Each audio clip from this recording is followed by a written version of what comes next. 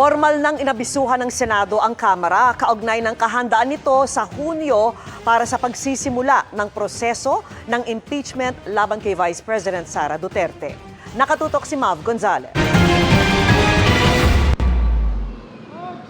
Pagbalik ng sesyon ng Senado sa June 2, gugulong na agad ang proseso ng impeachment laban kay Vice President Sara Duterte, gaya ng dati ng inanunsyo ni Senate President Cheese Escudero. Formal nang sinulatan ni Escudero si House Speaker Martin Romualdez na alinsunod sa Rules of Procedures on Impeachment Trials, handa ang Senado sa June 2, alas 4 ng hapon na tanggapin ang prosecutors ng Kamara. Ipipresenta ng prosecution panel sa sesyon ng Senado ang 7 charges na nakapaloob sa Articles of Impeachment na isinampa laban sa bise.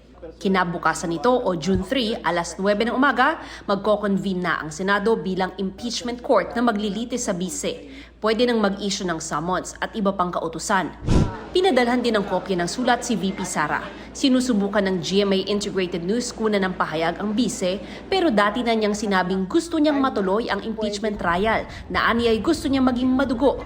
Sa mga kasalukuyang senador, 17 ang mananatili sa 20th Congress. 7 naman ang bagong papasok. Sabi ni Senador Nancy Binay na isa sa mga magtatapos ang termino, makaaapekto sa kalalabasan ng paglilitis ang komposisyon ng susunod na Kongreso. Alam naman natin, it's a fact na maraming PDP, which is the party of the Dutertes, ang nakapasok ngayong eleksyon. Sa tingin ko, magkakaroon ng malaking impact yun pagdating dun sa bilangan ng numero. At the end of the day, it's a numbers game. So, if you look at the incoming composition, medyo mas nakakalamang ngayon yung kaalyado.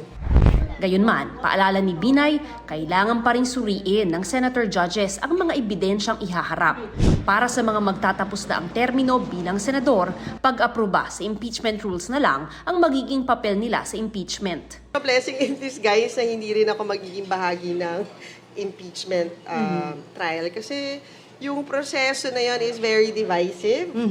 And parang at the moment, di ba, sa sobrang daming problema ng ating bansa, yung proseso na yon lalo pang mahahati at madidivide tayo. Imbis na magsama-sama tayo maghanap ng solusyon dun sa mga problema natin. Senators, di ba, mahahati yung oras nila kasi they will perform as a court. Tapos at the same time, may mga bills na kailangan din asikasuhin.